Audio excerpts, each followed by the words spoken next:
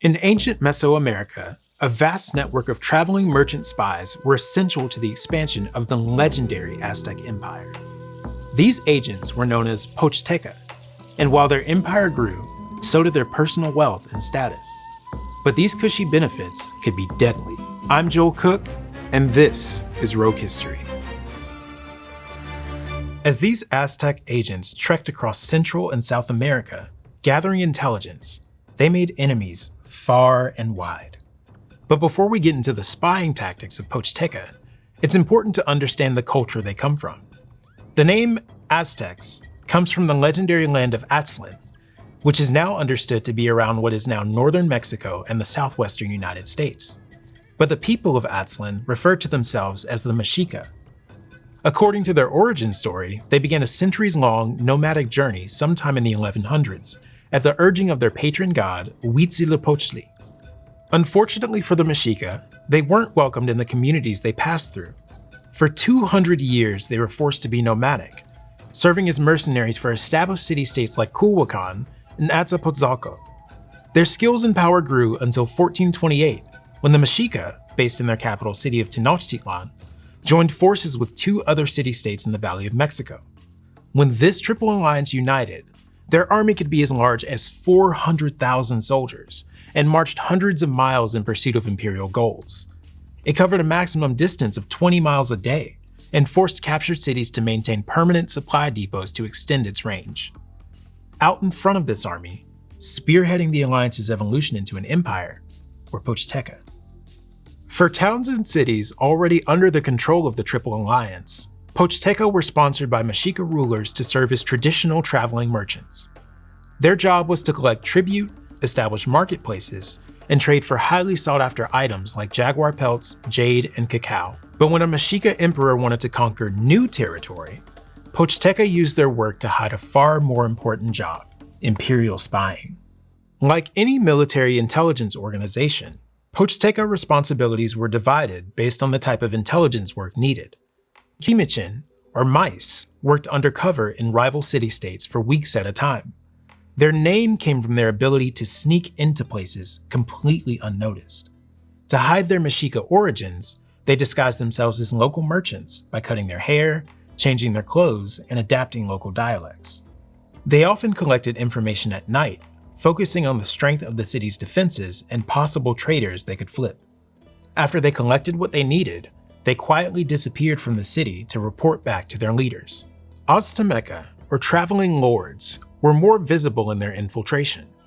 Their travel groups consisted of at least a dozen people, and they, unlike Kimichin, waltzed into enemy cities in broad daylight.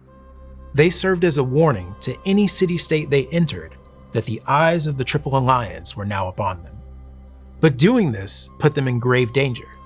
Sometimes, Mexica emperors sent Pochteca into hostile territory, knowing that they would be seen as a threat that needed to be dealt with. In 1458, 160 Azteca were intentionally sent to encroach on the territory of Cuitlahuaca, becoming Imperial Martyrs. The Triple Alliance army used their deaths as a reason to march 300,000 soldiers south from Tenochtitlan and attack. After besieging the capital, they captured and killed Cuitlahuaca's leader, bringing the state and its resources under the control of the empire. But without the sacrifice of those Pochteca, there would have been little justification for the invasion. Pochteca were acutely aware of how dangerous their work was. But these spies were also skilled enough to fight their way out of a jam. In the 1490s, a group of Azteca successfully fought off a 4-year siege in a province near the Gulf Coast, capturing many soldiers to bring back to the Mexica capital. And honestly, I can't think of any other spies who could pull something like that off. Pochteca developed this willingness to scout ahead and fight from their patron god, Quetzalcoatl, which translated means nose lord. Hear me out. For the Mexica, nose was a metaphor for something that leads. So while the translation may sound funny to us, Quetzalcoatl and his followers were considered the vanguard of the Mexica Empire.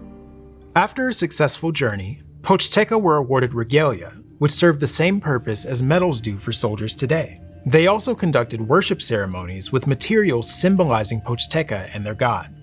Cacao, tobacco, copal, and rubber came from the tropical lowlands away from Tenochtitlan, and were only acquired when Pochteca traveled there. Tlaloc, the god of rain, and Huitzilopochtli, the god of the sun, were the primary gods of the Mexica. They combined their power into Atztlachnoli, or burnt water, which symbolized war. When you put all this together, it indicates that Pochteca were the leading elements in the expansion of this warrior society. This made their culture not just highly revered, but highly exclusive. The vital role of Pochteca in the military operations of the Mexica gave them an elevated status and potential to become wealthy.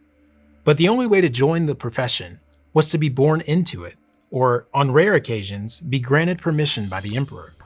They lived in separate districts from other Mexica citizens and married within their class, creating a close-knit community.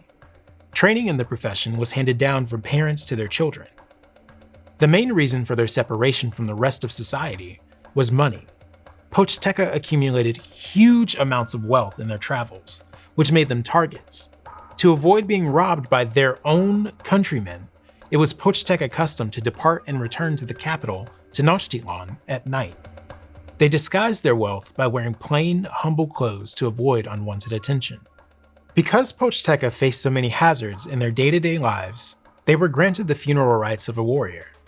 For revered members of society, Mexica burial rites began first with time for family to gather and grieve, before the remains were cremated alongside the tools of their trade. Jaguar skins, quetzal feathers, and fine jewelry were sent to accompany the deceased into the afterlife. They would then be buried in elevated places like mountain peaks, where their position, close to the sun, indicated that they were warriors who dedicated their lives to their people. In addition to their valuable work as a merchant class, Pochteca mastered the arts of trade, disguise, and when necessary, martyrdom.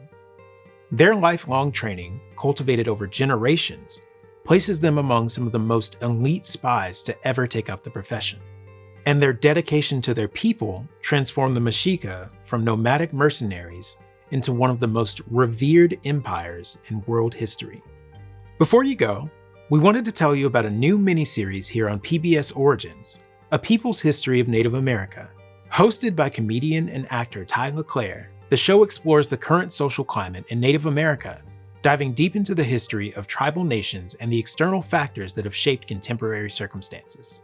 There's a link in the description. We hope you enjoy.